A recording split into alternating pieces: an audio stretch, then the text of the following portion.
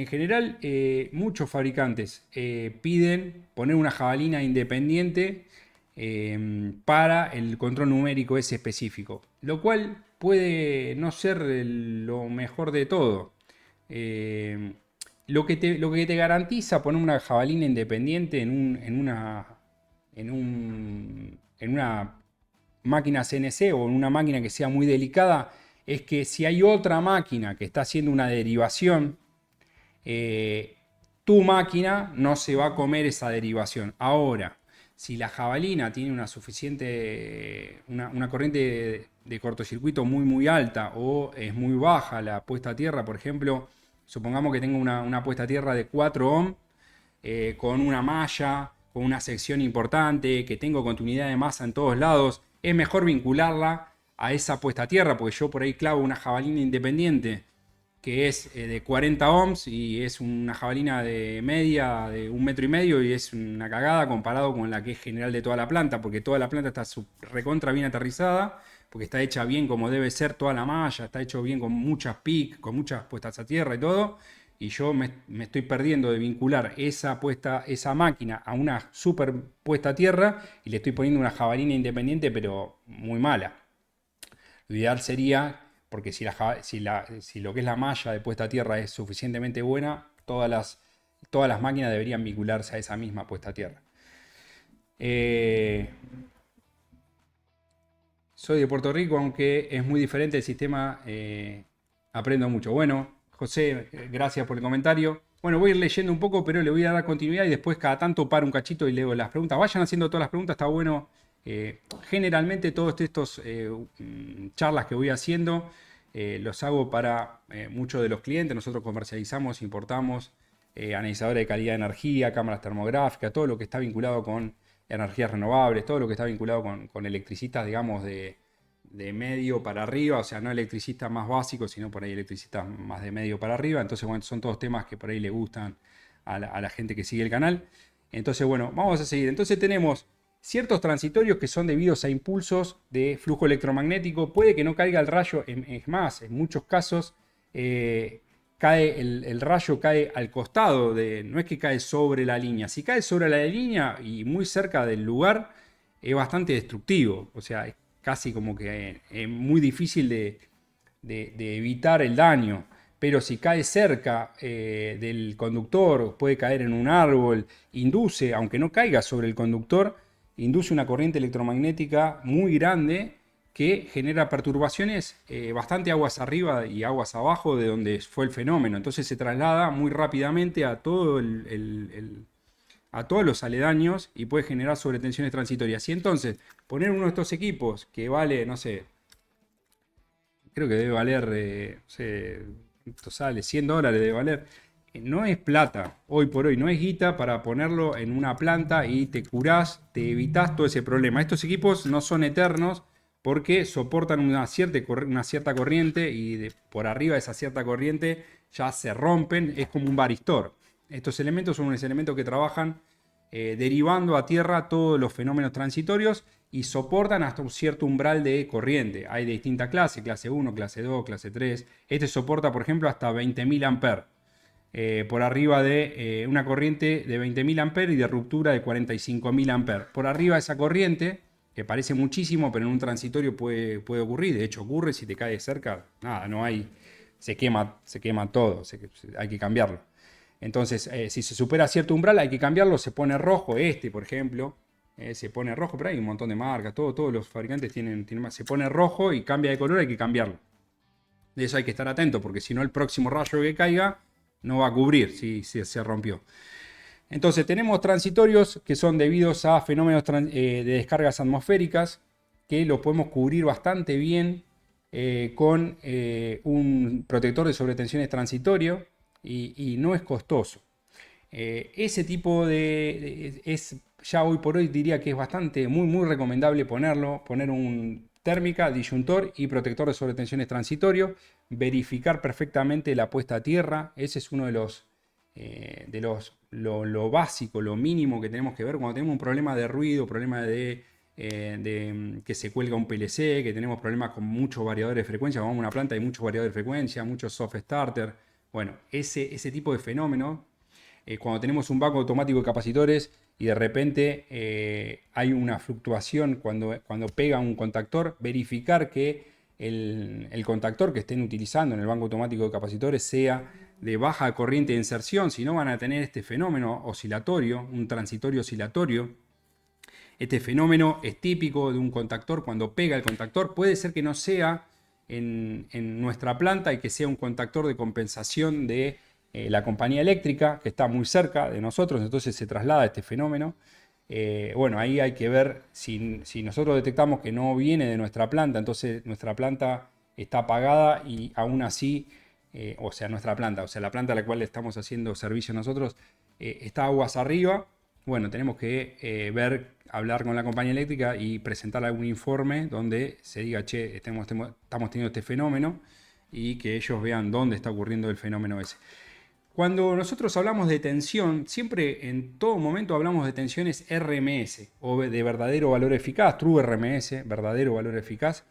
Y esto, la norma EN 50-160 establece varias maneras de medirlo, porque ¿cómo mido yo esta tensión? ¿Qué valor tiene esta tensión? Es una cuestión, ¿qué tensión tengo acá? Si yo mido con un tester, no voy a ver nada, o sea, no tengo forma de medir nada. Entonces la normativa, la IEC 61000-4-30, establece cómo se mide la tensión. ¿Cómo mido la tensión de algo que no es perfectamente senoidal? ¿Cómo mido la tensión? Bueno, tengo que medirlo de una cierta manera. ¿Cuál es la frecuencia de muestreo? ¿Qué algoritmo utilizo para calcular eso? Bueno, se establecen tensiones de, por ejemplo, para lo que es hablar de calidad de energía, tensiones de 10 minutos, promedio 10 minutales, tensiones de 10 ciclos y tensiones de medio ciclo. Entonces, las tensiones que son por debajo de medio ciclo, en principio, no son incumplimientos directos, digamos, de la EN 50-160, sino que se definen como fenómeno transitorio y es un fenómeno que puede ocurrir muchas veces en el año, incluso en el día. Incluso si podemos tener una planta que tenga en cada seno de esta pueda tener una perturbación y pasa eso, pasa. Y capaz que está dentro de los límites de la EN 50-160. O que, por ejemplo, se producen perturbaciones de subidas y bajadas de tensión. Bueno, vamos a ver otro. Por ejemplo, estos son los fenómenos de interrupciones. Como le digo, esto lo hablé en otra charla. Estos son fenómenos de subida y bajada, por ejemplo, repentino. Esto puede ser un fenómeno también transitorio. Este tipo de fenómeno, por ejemplo, transitorio, que es de muy corta duración, en este caso, por ejemplo, es un transitorio. Fíjense que solamente tengo 2 ciclos nada más de varias bajadas de la tensión. Puede verse una baja potencia de cortocircuito. O sea, estamos teniendo un transformador o una línea que no tiene la potencia de cortocircuito necesaria para la carga que le estamos demandando. Por ejemplo, puedo hacer un arranque de un motor en directo.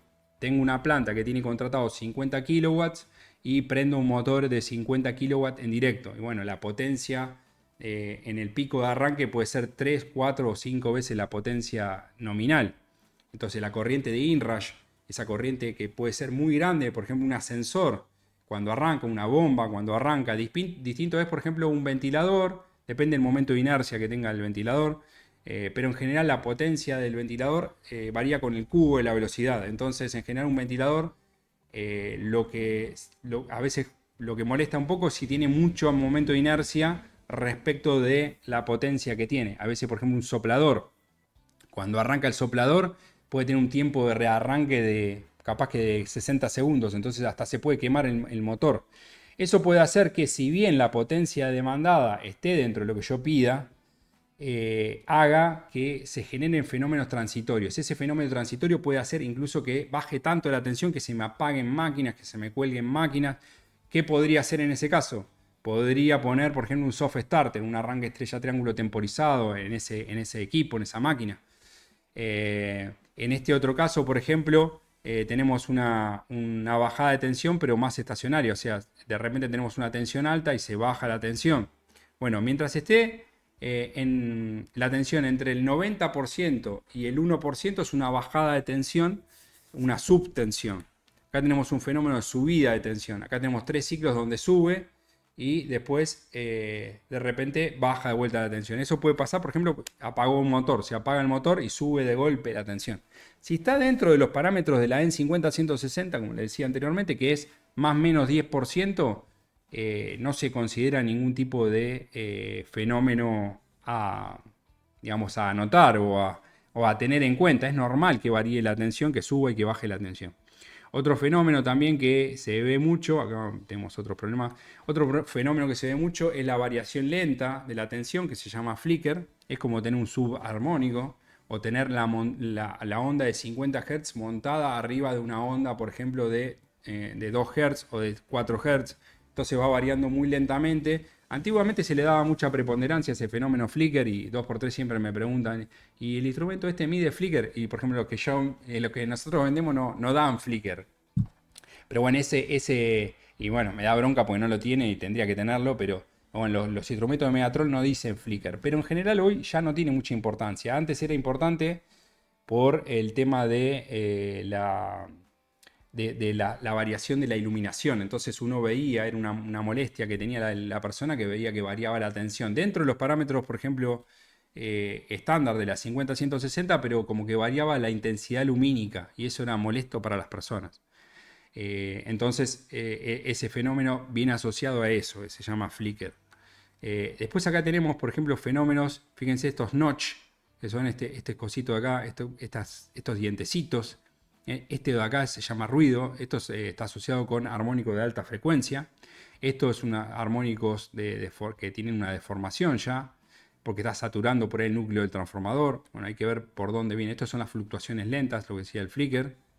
Estos son variaciones de frecuencia. Estos son problemas que no son transitorios. Vamos a enfocarnos un poquito. Esta es la curva de ITIC o SPEMA, que es lo que le decía anteriormente. Todos los equipos electrónicos tienen que estar pensados para soportar un cierto grado de transitorio. Fíjense acá que el voltaje que tiene que soportar, y esto, todo lo que está dentro de esta curva, todo lo que está dentro de esta curva, bueno, todo lo que está acá, todo lo que está dentro de esta área gris, es una envolvente donde no debería fallar el equipo. Fíjense que acá yo tengo 0,001 ciclo. 0,01 ciclo, 1 milisegundo, estamos acá, o sea, en 1 milisegundo podría tener hasta el 200% de la tensión nominal. O sea, podría tener el doble de la tensión nominal. ¿Cómo se mide la tensión en 1 milisegundo? Bueno, es la tensión instantánea. Ahí no es la tensión de 10 ciclos. Estamos hablando de valores instantáneos de tensión, no valores true RMS. Cuando hablamos de lo mismo acá, cuando hablamos de transitorios, no se puede hablar tampoco de armónicos, porque el armónico, el método de la transformada rápida de Fourier, requiere una señal periódica en el tiempo, entonces ahí tampoco podemos hablar de armónicos. Lo que hablamos acá son valores instantáneos, entonces yo tengo un valor instantáneo, por ejemplo, si mi señal justo pasa por cero y tengo un pico que va para arriba, ese pico, si bien es una cantidad de energía importante que se separa de la tensión nominal que tendría que tener la forma de onda en ese lugar, no provocaría generalmente una rotura. ¿Por qué? Porque está dentro de los límites máximos y mínimos que tiene la señal senoidal o que debería tener la señal senoidal, pero sin embargo podría causar un cuelgue en una comunicación o un problema en un PLC, que se borre una memoria, un montón de problemas de ese tipo. Pero los equipos tienen que poder filtrar, tienen que tener un elemento de filtrado para filtrar esas variaciones o picos de tensión. En general, lo que es la parte electrónica, lo primero que hacen es una etapa de rectificación y luego un filtrado. Entonces luego tenemos todo lo que es la parte de continua, todo lo que son la parte electrónica, ¿no? Fuentes electrónicas. Entonces, esa parte en general no tiene tanto problema, pero sí puedes pasar con las comunicaciones. O sea, como el cable a veces pasan muy cerca, un cable de tensión con la parte de comunicaciones, podemos tener problema en la parte de datos. Fíjense que de un microsegundo, estos son microsegundos, podemos tener hasta 500% de la tensión nominal. O sea, acá tenemos el 100% y acá podemos tener hasta un 500%. Y el equipo no debería romperse, o sea, podríamos tener algún tipo de cuelgue, algún tipo de problema, pero no debería romperse. Y después en forma estacionaria debería soportar hasta un 10, más o menos 10%. Y fíjense que el menos le da hasta el 80%, hasta 10 segundos. O sea, puedo tener por 10 segundos un 80% de la tensión nominal. Pero en forma estacionaria debería estar dentro del más o menos 10%. Incluso ese 10% a veces me han consultado muchas veces, che, Ramiro, tengo acá valores de 195 volt y mirá, el equipo debería soportar porque vos no le podés exigir a la compañía, si bien es tensión línea neutro, ¿no? Si bien 195 volt es una tensión baja, está dentro de lo permitido.